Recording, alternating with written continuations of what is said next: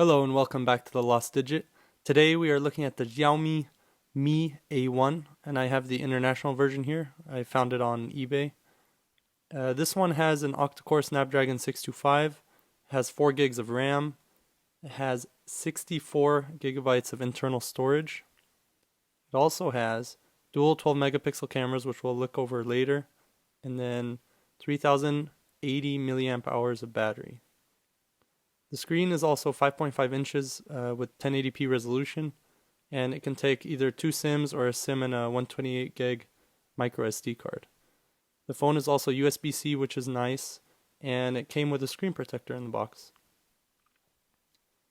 The first thing you'll notice about this is the size. So it is quite a big phone. And then the second thing you'll notice is the build quality.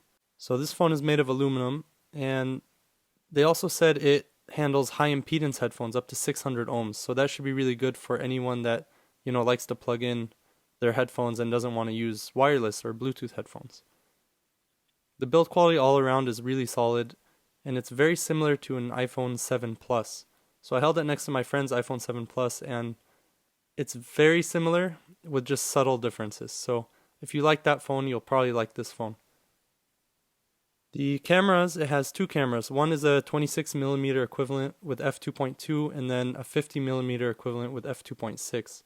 So it's kind of like, what Apple has done. So they have one lens for all shots and then another one for portrait mode. So I'm going to do a in-depth camera comparison with the iPhone 10, and I'll put that up in a few days, so make sure you subscribe to see that. And then I'll also do an in-depth camera review on its own. And then another thing I will do is, this phone came with Android 7.1.2, so I'm going to do another video that shows you how to upgrade it to Android 8.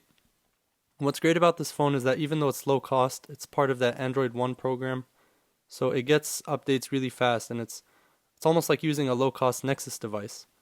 So that's something that's nice to see. I mean, it's basically stock Android, and it's a really affordable phone. It's really fast, and I'm sure the battery life is amazing on this thing. There aren't many phones out there that you can get such a stock Android, or a good stock Android experience. So this one is refreshing to see, and I hope a lot of you guys are enjoying this phone, and be sure to leave in the comments below what you'd like to see in future videos from this phone. So be sure to like and subscribe, and I'll see you in the next one.